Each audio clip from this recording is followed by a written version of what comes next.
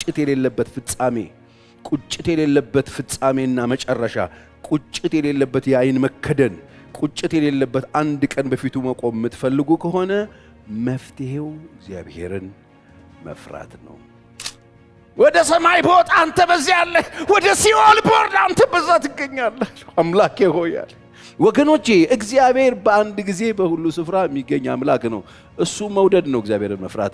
እሱን ያከበሩ መኖር ነው እግዚአብሔርን መፍራት። እሱ አለ ብሎ ዕውቅና ሰጥቶ መኖር ነው እግዚአብሔርን። እና አብረን እንተኛለች። ኖ አለ። ምን ነው ኖ? እንዴት? ምን ችግር አለው? አንተ ወንድ አይደለህ እንዴ? ወንድ ነኝ። አዎ። ታዲያ ምን ችግር አለው? ባለቤት የለም አይመጣም፣ ይሄው መኝታው ምናምን አስብ፣ ቤተ መንግስት ነው ያማረ ቦታ። ኖ ለምንድን ነው የማናረገው? ኖ እንዴት አርጌ በሱ ፊት የምታልፉበትን የህይወት ውጣ ውረድ እያንዳንዷን ነገር አብሯችሁ ሆኖ እናንተ እንደምታዩት ያየዋል፣ እናንተ እንደምትሰሙት ይሰማዋል፣ እናንተ እንደሚሰማችሁ ይሰማዋል። ይሄ ሲገባችሁ በኮንፊደንስ ትኖራላችሁ። መጽሐፍ ቅዱስ ዕብራውያን ምዕራፍ 11 ቁጥር 7 ኖህ ገና ስለማይታየው ነገር እግዚአብሔርን ፈርቶ ኖህ ስለማይታይ ነገር እግዚአብሔርን ፈርቶ ቤተሰቦቹን ለማዳን መርከብን በእምነት ሰራ። አሁን ኖህ መርከብ የሰራው ስለሚታይ ጉዳይ አይደለም። ዝናብ አያውቅም ነው። ዝናብ ሲዘንብ አይቶ አያውቅም። ኖህ ስለማይታየው ነገር ቤተሰቦቹን ለማዳን መርከብ በእምነት ሰራ። በእምነቱ ዓለምን ኮነነ፣ በእምነትም የሚገኘውን ጽድቅ ወራሽ ሆነ። ኖህ መርከብ ሲሰራ መርከብ የሰራው በሚያውቀው ጉዳይ አይደለም።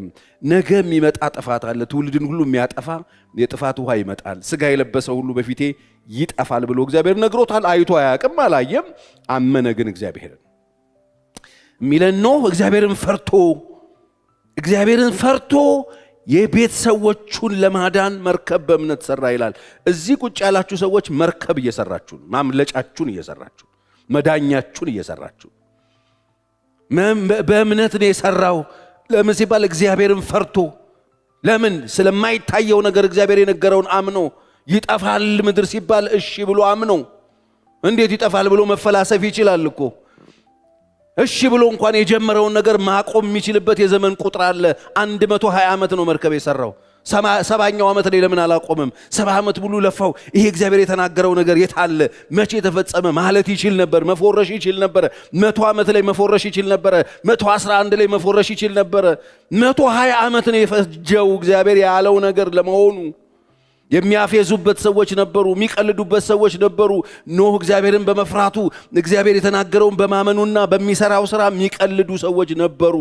ወገኖች እግዚአብሔርን መፍራት ስንል የሚያሾፍ አለ። አሁንም አለ፣ የሚያሾፍ አለ፣ የሚቀልድ አለ። ይሄ ነው ግድ የለህም፣ በጉብዝና አውራት፣ በልብ ያለውን በአይኔ ያለውን አድርገው ነገ ትጠየቃለህ ስንለው አቀልድ የሚል አለ።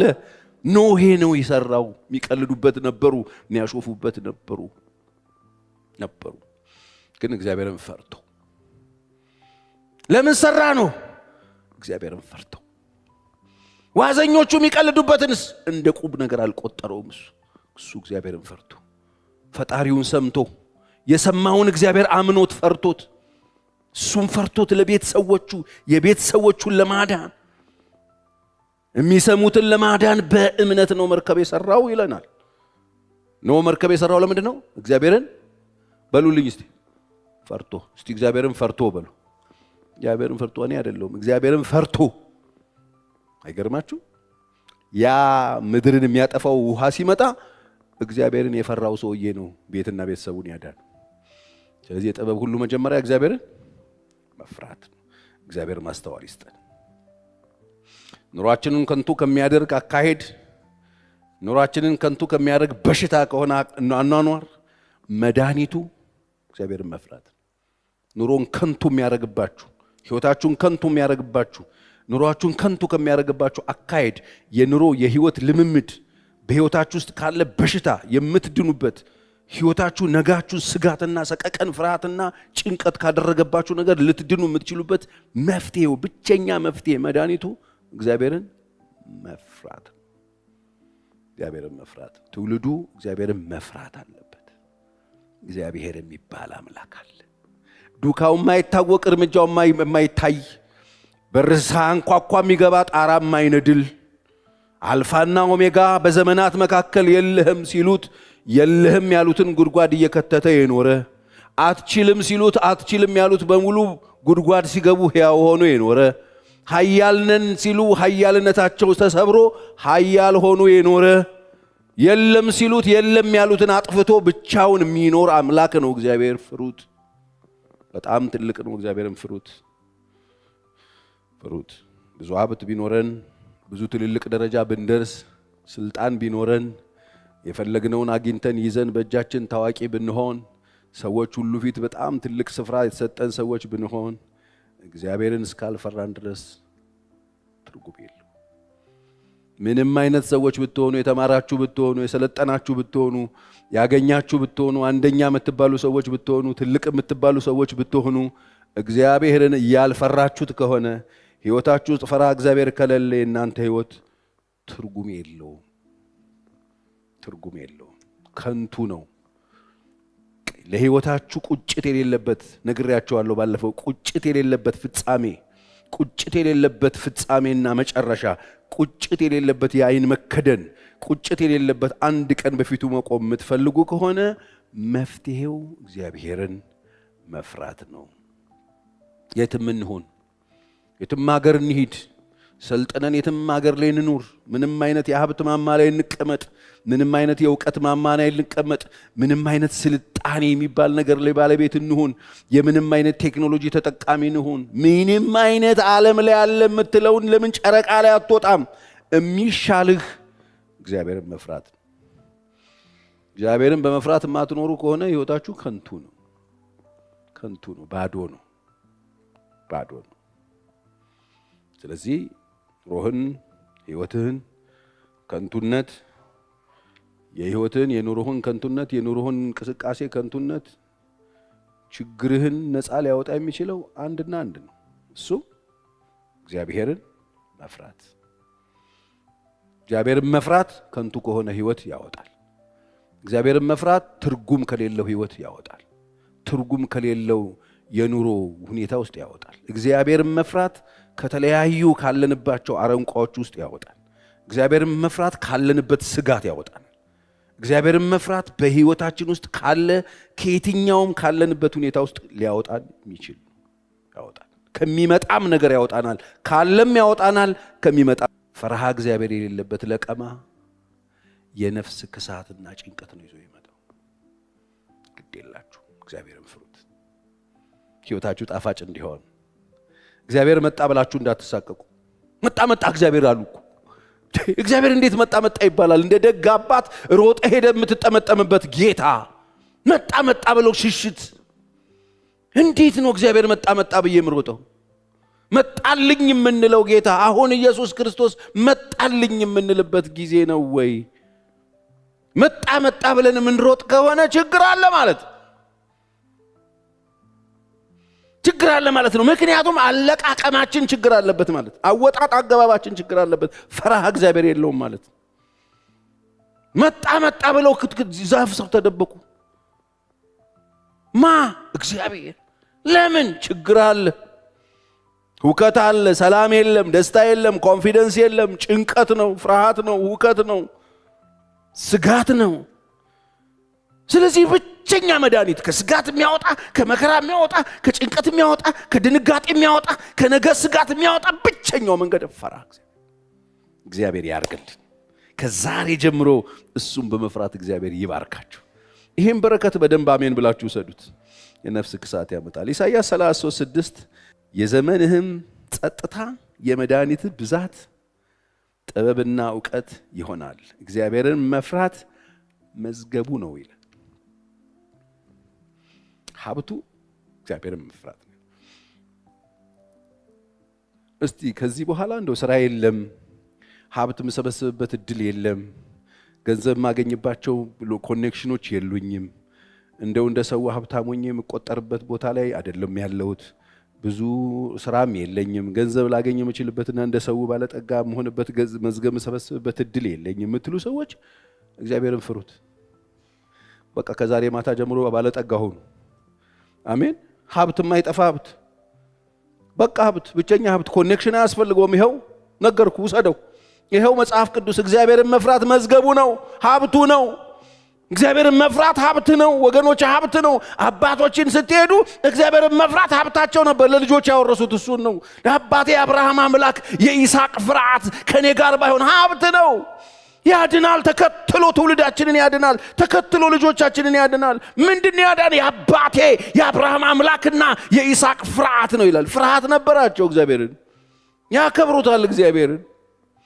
ስለዚህ ግድ የላችሁም ይሄን መዝገብ ይኖራችሁ ቤታችሁ። አሁን ይሄ ሌባ ቆፍሮ የማይወስድባችሁ መዝገብ ምን በሉልኝ? እግዚአብሔርን መፍራት ሀብት ነው፣ መዝገብ ነው። ታውቁታላችሁ ወጣቱ ዮሴፍ በ17 ዓመቱ ነው ራእይ ያየው። ትርጉም ከፈለጋችሁ ለህይወታችሁ ትርጉም ከፈለጋችሁ እግዚአብሔርን ፍሩት። ትርጉም ከፈለጋችሁ ህይወታችሁ ብትፈሩት፣ ጌታን ብትፈሩት በቃ ባለጠጋ ናችሁ፣ ሀብታም ናችሁ። ኤኒ ታይም እግዚአብሔር ከናንተ ጋር አለ። ኤኒ ታይም ከናንተ ጋር ሀብታችሁ አይኖርም፣ ዕውቀታችሁ አይኖርም። ወቁ ሀብታችሁ በተለያየ መንገድ ሌባ ቆፍሮ ሊወስደዋል። መጽሐፍ ቅዱስ ሌባና ዝገት የማይሰርቀው የተባለው እኮ ይሄኛው ይጠፋል፣ ይወረስባቸዋል፣ ይወስዱባቸዋል፣ ይነጥቋቸዋል። የጉልበተኛ ዓለም ነው። ጉልበተኞች ይወስዱባቸዋል፣ ያቃጥሉባቸዋል፣ ከፈለጉ ይነጥቋቸዋል። ዕውቀትም እንዲሁ። ዕውቀትን ደግሞ ሌላው አይነጥቅብህም፣ ኮብልስቶን ሊነጥቅህ ይችላል። ተንሸራተ ወድቀ ስትነሳ የለም ባዶ ነው የምትሆን። ስምህን ማታቅሰው ይልቶን ትችላል። ሀሌታዋ ትጠፋብሃለች። ዕውቀትም ከንቱ ነው። የምትመኩባቸው ነገሮች በአንድ ጀንበር ልም ብለው ሊጠፉ ይችላሉ። ፍጹም ደስተኛ መሆን ከፈለጋችሁ፣ በጸጥታ መኖር ከፈለጋችሁ፣ ማይነጥቅ ማይጠፋ ሀብት ከፈለጋችሁ እግዚአብሔርን ፍሩት። ይሄን ሌባ የማይወስደው ሌላ ጉልበተኛ የማይወስደው። ክብር ለኢየሱስ ይሁን። ሁሉ ጊዜ እግዚአብሔር ዮሴፍ እንደሱ ነው። ወንድሞቹ ጃኬቱን መውሰድ ይችላል፣ ካፖርቱን መውሰድ ይችላል። አባቱ የገዛለትን ብልጭልጭ ካፖርቱን ወሰዱበት። ጉልበተኞች ወሰዱበት፣ ምቀኞች ወሰዱበት። አባቱን ከአባቱ ጋር ወንድሞቹ ለዩት፣ ግፈኛ ወንድሞቹ ለዩት። ጉድጓድ ጥለው ጣሉትና ሸኙት፣ ሸጡትና አርቀው ጣሉትና ሰፈሩን ወስደውበታል፣ አባቱን ወስደውበታል፣ ጃኬቱን ወስደውበታል፣ ትውልድ ቦታውን ሀገሩን ወስደውበታል። ሁሉንም ሰው ወስዶበት። እግዚአብሔርን መፍራት ግን ማንም አልወሰደበት። እስማኤላውያን ነገሮች ወስደው ጴጢፋራ ቤት ተሽጦ ሲገባ እግዚአብሔርን መፍራቱን ከሱ ውስጥ መውሰድ አልተቻለም። ጃኬቱን መውሰድ ይችላል፣ የሆነ ነገሩን መውሰድ ይችላል። ይሄንን ግን መውሰድ አልተቻለም። ምክንያቱም እሱን ነበር ልትነጥቅ የነበረው የጴጢፋራ ሚስት። እናንተኛ አለችው ይላል። ከአንድም 2-3 ጊዜ ዘበዘበችው ይላል። ሂዱና አንብቡ ዘፍጥረት 39 እና አብረን እንተኛ አለችው። ኖ አለ። ምን ነው ኖ? እንዴት? ምን ችግር አለው? አንተ ወንድ አይደለህ እንዴ? ወንድ ነኝ። አዎ። ታዲያ ምን ችግር አለው? ባለቤት የለም አይመጣም፣ ይሄው መኝታው ምናምን አስብ፣ ቤተ መንግስት ነው፣ ያማረ ቦታ ኖ። ለምንድን ነው የማናረገው? ኖ። እንዴት አድርጌ በሱ ፊት ይላል። ፍራ እግዚአብሔር ማለት ይሄ። ሰፈር የለው፣ ቀበሌ የለው፣ መንደር የለው፣ በሁሉ ስፍራ እግዚአብሔር አለ። ደሞ እኮ ባለቤትሽ የቤቱን ቁልፍ ሁሉ ሰጥቶኛል። እንዴት አድርጌ ነው እሱንስ ምበድለው? አያችሁ፣ ፍራ እግዚአብሔር የትም ነው የሚሰራው። ሀገር ስትለቅ ቤትን ይዛት ትሮጥ፣ ቤትን ይዛት ትሄድ፣ ፍራንክን ሁሉ ይዛት ዞር፣ አለኝ የምትለውን ዕቃ ይዛት ዞር። ሌላ ሁሉ የለም። አሁን ካንተ ጋር ምን አለ? እዚህ ቁጭ ብላችሁ አሉላችሁ። ምን አለ ከእናንተ ጋር? ምንም የለም። አሁን እዚህ ጋር ሁሉ ነገር ዝግትግት ቢላ እኮ አለቀ። በቃ ይሁን እዚህ ያለ አላችሁ ወይ? እግዚአብሔር መፍራት እሱ ነው ሀብታችን፣ መዝገባችን። ሌባ የማይወስደው፣ ክፋት የማያጠፋው፣ ጦርነት የማያጠፋው፣ ሁልጊዜ ከኛ ጋር የሚኖር አንድ ቀን እዛ የምንገናኝበት፣ አብረን ስንቆም የምንጨበጥበት ምን እግዚአብሔርን መፍራት። በእግዚአብሔር ፊት እንዴት አድርጌ አላት። እንዴት አድርጌ በሱ ፊት የት አለ እሱ? ለፍጥረታዊ ሰው ይሄ አይገባም። ምን ታካብዳለህ? ሰው ሁሉ ነው የሚያደርገው። ምን ችግር አለው? ኖ ምን ያላረገውም። ለምን አላህ እግዚአብሔርን መፍራት ማለት ስፍራ የለው ቦታ የለው፣ በሁሉ ስፍራ በሁሉ ቦታ ሁሉ ጊዜ እሱ አለ ብሎ ማመን፣ መውደድ፣ ያከበሩት መኖር። ብራዘር መቅለስለስ አይደለም። እዚህም አለ፣ ቤታችሁም አለ፣ እዚህም አለ፣ ስራ ቦታችሁም አለ። በቃ ኑሯችሁ፣ ሀብታችሁ፣ መዝገባችሁ እግዚአብሔርን መፍራት ይሁንላችሁ። እስቲ አሜን። አዎ ሀገር ስትቀየር የለም አይደል? ኢትዮጵያ የሌለበት ሰፈር የለም አይደል? ዓለም ምናምን ስትዞር ብቻውን ጫጭ ምናምን ሰዎች ሲሆን ዘመድ የሌለበት አጎቴ የሌለበት የለም አይደል? እግዚአብሔር ይሄ ነው ችግሩ ይሄ ነው። እግዚአብሔርን መፍራት መዝገብ ሲሆን ሀብት ሲሆን ሰፈርም አለ፣ ቀበሌም አለ፣ ቤትህ አለ፣ ከሀገር ውጭ አለ፣ ግርጥቅ አለ፣ የትም አለ፣ ሰማይም አለ፣ ምድርም አለ። ለዚህ ነው እኮ ወደ ሰማይ ቦት አንተ በዚያ አለ፣ ወደ ሲኦል ቦርድ አንተ በዛ ትገኛለህ። አምላኬ ሆይ አለ። ወገኖቼ እግዚአብሔር በአንድ ጊዜ በሁሉ ስፍራ የሚገኝ አምላክ ነው። እሱ መውደድ ነው እግዚአብሔርን መፍራት። እሱን ያከበሩ መኖር ነው እግዚአብሔርን መፍራት። እሱ አለ ብሎ ዕውቅና ሰጥቶ መኖር ነው እግዚአብሔርን መፍራት። ይሻልን እሱ። እግዚአብሔር ይርዳን። ዮሴፍ ሕይወት ውስጥ ያለው ሀብት ይሄ ዘወትር ኑሮም እግዚአብሔር ታዲያ ጣለው? እግዚአብሔር አልከፈለው? ሀብቱ አልሆነም? እግዚአብሔር ይመስላል ለጊዜው የተጣለ ነው ይመስለው። እግዚአብሔርን ፈርታችሁ ስትኖሩ ለጊዜው ኃጢአተኞች፣ አመፀኞች የሆነ ነገር ምናምን ሰርተው ትራፕ ተደርጎ በማስረጃ በጃኬቱ ተይዞ ተከሱቆ ገብቷል ወይኒ ቤት። በሰዎች አይን ዮሴፍ የወደቀ ነው የሚመስለው። ግን የሚገርማችሁ ዮሴፍ ወይኒ ሲጣል አብሮት የገባው እግዚአብሔር አለ፣ ከሱ ጋር ነው ያለ። በምን አወቅ? ህልመኞች ህልም አለሙ። ህልም የሚያሳይ እሱ አይደለ? ህልም አዩና ህልም ይዟቸው ሲጨነቁ ሲተክዙ አገኛቸው። ምን ሆናችሁ ነው አላቸው። ህልም አየን ተጨነቅን። ሁለቱም የንጉሱ አገልጋዮች ናቸው። አንዱ እንጀራ አሳላፊ፣ አንዱ ጠጅ ቀጂ ነው። ከዛ ምንድነው አላቸው። ህልማቸውን ነገሩት። ህልምን ይፈታ እኮ እሱ ነው አላቸውና ህልሙን ፈታ። ህልሙን በሱ ውስጥ ሆኖ የሚፈታው ማን ነው? እግዚአብሔር። አብሮት ነው ያለው ወይኒ ቤት፣ አብሮ ነው የታሰረው። ያለ እግዚአብሔር ቪላ ቤታችሁ ውስጥ ከምትኖሩ ከሱ ጋራ ወይኒ ቤት መኖር አሪፍ ነው። ያለ እግዚአብሔር በጣም ትልቅ ኑሮ የሚመስል ኑሮ ውስጥ ከምትኖሩ ከእግዚአብሔር ጋራ ታች መኖር ይበልጣል። እግዚአብሔር ነው የህይወትን ድምቀት የኑሯችን ጣዕም እሱ። ለዚህ ነው አትሳቱ አለ። የሰው ህይወቱ በገንዘቡ ብዛት አይደለምና ከመጎምጀት ተጠበቁ። አየህ አንድ ነገር በጣም ሲኖረን በጣም ኑሮ አለኖር። እግዚአብሔርን ፍሩት። እሱ ሀብታችሁን። አሜን። እሱ ሀብታችሁን። ዮሴፍ እሱ ነው የሚፈራ ሰው። ሁል ጊዜ በስፍራ ሁሉ የሚያየውም አለ የሚያየውም የለም። ሁል ጊዜ እግዚአብሔርን እየፈራ ነው የሚኖር። ፓስተር ያለበት አካባቢ መንቀጥቀጥ፣ ፓስተር የሌለበት አካባቢ የሆነ ነገር መሆን አይደለም። የሆነ የሚያቆን ሰዎች ያሉበት ቦታ ሌላ ምን ኖ በቃ ሁሉ ቦታ እግዚአብሔር አለ የለም። ስንቶች እስቲ እግዚአብሔር በሁሉ ስፍራ ይገኛል የምትሉ ልጆቻችሁ ከፍ አድርጉ። በጣም ጥሩ። ስለዚህ በሁሉ ስፍራ ይገኛል ማለት ነው። ስለዚህ በሁሉ ስፍራ የሚገኝ ከሆነ በሁሉ ስፍራ ነው የምናከብረው ማለት፣ በሁሉ ስፍራ ነው የምንፈራው ማለት፣ በሁሉ ስፍራ ነው አለ ብለን የምናምነው ማለት። በምንም አይነት ሁኔታ ውስጥ ስንሆን እግዚአብሔርን እንድንፈራው እግዚአብሔር ይፈልጋል። አሁን ጌታ ያያል። ከጌታ ጋር እሱ ፍርሃተ እግዚአብሔር ኖሯችሁ ከእርሱ ጋር የምትኖሩ ከሆነ እመኑኝ የምታዩትን ሁሉ እሱ ያየዋል። የምትሰሙትን ሁሉ አብሯችሁ ሆኖ ይሰማዋል። እስቲ አሜን በሉ። ይሄ አሜን አያስብላችሁ? ከእግዚአብሔር ጋር ደስ አይላችሁ? እኔ የሚሰማኝ ምስክር ምንም ምስክር አያስፈልጋችሁ። የምታልፉበትን የህይወት ውጣ ውረድ እያንዳንዷን ነገር አብሯችሁ ሆኖ እናንተ እንደምታዩት ያየዋል፣ እናንተ እንደምትሰሙት ይሰማዋል፣ እናንተ እንደሚሰማችሁ ይሰማዋል። ይሄ ሲገባችሁ በኮንፊደንስ ትኖራላችሁ። እግዚአብሔር የማያውቀው ኑሮ ከሌለኝ እግዚአብሔር የማያውቀው ሞት የለኝ። ያውቀዋል። ስለዚህ ኑሯችሁን በሱ ፊት አድርጉት። ሰማ እንዴ ከሌ ሰማ እንዳይሰማ የለም እንደሱ አይደለም። ሰማ አልሰማ እንጫወት። ይሄ ቡዳ መንፈስ መጫወቻ ሲያደርግ ነው። ክርስቲያን ነኝ ብለህ ዝም ብለህ የውሸት እንድትኖር የሚያደርግ ነው። እግዚአብሔር ከሰው ይሰማል እኮ። ቅድም ነግሬያቸዋለሁ። ዕውሮ ደንቆሮውን ደንቆሮ አትበለው። በዕውሩ ፊት መሰናከል አታኑ። ለምን? እግዚአብሔርን ፍራ። ለምን ለማለት ፈልገህ ነው? እኔ ነኝ የምሰማለት። ስለዚህ ይሰማል ማለት ነው። አይነ ስውር ነው አየኝም አይባልም። አለ አይን ያለው አለ። አይኑን ለደቂቃ የማይከድን አለ። አልሰማም እንትን አሩቅ ነው ያለው። ኖ ጆሮቹ ክፍት ናቸው ብራዘር። ጮክ ብለን አይደለም በሹክሹክታ ያወራነውን ሁሉ የሚሰማ አምላክ ነው። ይልቅ ከወደቅንበት እንነሳና ንስሐ እንግባና እባክህ እግዚአብሔር ሆይ አይኔን ክፈትልኝ ብለን ከሱ ጋር ተጣብቀን ፍርሃ እግዚአብሔርን መዝገባችን አድርገን የቤታችን የኑሮአችን ቅርስ አድርገን እሱን ይዘን ብንኖር ነው የሚሻለን። እግዚአብሔርን መፍራት ሀብታችን፣ እግዚአብሔርን መፍራት ደስታችን፣ እግዚአብሔርን መፍራት ነፃነታችን ይሁንልን። እስቲ በደንብ አሜን።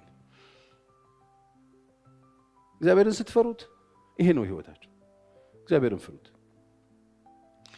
እንዴት ነው የምፈራው? ጨሪ እዚህ ነው የምፈራው አይደለም። እዚህ የሰለጠንክ ነው። አሁን ከዚች ደጅ ስትወጣ አለ እግዚአብሔር። አሜን። ወቃል አለ። እኛ ህይወት ድሮ ሲበራ ወደ ህይወቴ ይሄ ብርሃን ሲመጣ ከማን ጋር? ከእግዚአብሔር ጋር አለ። በቃ እስቲ ከጌታ ጋር ወክ እናርግ ነው። ትራንስፖርት ሳይኖረን ሲቀር ወክ እናረጋለን። ወክ ስናረግ ከጌታ ጋር ወክ ነው የምናረገው። አብረን ከሱ ጋር ወክ ነው የምናረገው ብለን ነው የምንወስዱ። እኔ ታክሲ የለኝ ብቸኛ ችግረኛ ችጋርኛ ምናምን አንልም። ማን አለ? እግዚአብሔር አለ። ከጌታ ጋር ወክ አርግ፣ ወክ አርግ። እኔ ኑሮ ሰዓት መከራ ሰዓት እኮ ወክ አርግ ከሱ ጋር ሰዓት ውስጥ ወክ ሲያረጋ አላገኛችሁትም? ዳንኤል መጽሐፍ ላይ ሲድራቅ ሚሳቅ አብደናጎን እምቢ ብለው ከእርሱ ጋር እንቆማለን ብለው ኖ ኖ ኖ ኖ ኖ ይሄ ለእግዚአብሔር የሚገባ ነው፣ ለዚህ ወርቅ ምስል አይገባም ሲሉ ያዛቸውና እሳት ውስጥ ከተታቸው ይላል። ከዛ የታሰሩበት ተበላና እሳት ውስጥ ወክ ያረጉ ነበር ይላል መጽሐፍ። ከእሳቱ ጋር አብረው ከእሳት ውስጥ ወክ ያረጋሉ ይላል። አብሮ ማን ነው አለ አንዱ አየና፣ እንዴ እኛ 3 ሰዎች እኮ ነው አስረን የከተተነው፣ አንዱ የአማልክት ልጅ ይመስላል አለ። ደግሞ 3 አይደሉም 4 ናቸው አለ። ታዲያ ማን ነው እሱ? እሱ ነው የፈራኸው ያከበርከው ህይወትህን ለመክፈል የተዘጋጀህለት። እሳት ውስጥ ጥሎ አይሄድም፣ አብሮህ ነው የሚገባው። እስቲ አሜን። አንበሳ ጉድጓድ ዳንኤልን ጥለው ሲሄዱ ጥሎት አልሄደም፣ አብሮት ነው ያደረው። አብሮት ነው። ለምን አልበላውም ዳንኤልን? ፈጣሪው አብሮት ነበር። የአንበሳው ባለቤት አለ እዛ። እንግዲያውስ አንበሳው ታሞ አይደለም፣ በማግስቱ የተከተቱለትን በልቷቸዋል። ዳንኤልን ለምን አልበላውም? ዳንኤል የገባው መጽሐፍ እንደሱ ነው የሚለው። ዳንኤል በጣም የጸሎት ሰው፣ ዳንኤል ከክፋት የራቀ፣ ዳንኤል መልካም መንፈስ ያለው ቅን ሰው ነበር ይላል መጽሐፍ። ቅን ሰው፣ መንግስትን በትክክል የሚያገለግል ጨዋ ሰው ነበረ። ፈራሃ እግዚአብሔር ነበረው። ዳንኤል በቢሮ የተመሰገነ ነበር። ንጉሱን አገልግሏል። ሲጠራው ምንድነው ያለው? በአምላኬ ፊት ቅንነት ተገኝቶብኛል፣ ንጉስ አንተንም አልበደልኩም አለው። አያችሁ፣ እግዚአብሔርን መፍራት በሁሉ ስፍራ ነው። ስራ ቦታው ላይ ቅን ነው ዳንኤል። ስለዚህ እዛ ውስጥ ሲከተት አብሮት የገባው እግዚአብሔር አለ። ዳንኤልና አንበሳው አብረው ነው ያሉት። ለምንድን ነው ያልተበላሉ ሲባል ባለቤቱ ገብቷላ። አንበሳውን የፈጠረው ገብቷል እኮ እዛ ውስጥ። ዳንኤልን ብቻ አይደለም፣ የአንበሳው ማምላክ ነው ያለው። የአንበሳው ማምላክ ነው ያለው። አፒታይቱን የሚከፍተው የሚዘጋውም እኮ አምላክ ነው እግዚአብሔር። አንበሳውን የሚያኖረው የሚገለውም ነው እኮ እዛ ውስጥ ያለው። ማን ነው እሱ? እግዚአብሔር። ውጭም ውስጥም ልዩነት የለውም። ፍርሃ እግዚአብሔር ወሳኝ። በየትኛውም የህይወት ውጣ ውረድ ስታልፉ ድል አድራጊ እንድትሆኑ፣ በነፃነት እንድትኖሩ እግዚአብሔርን ፍሩት።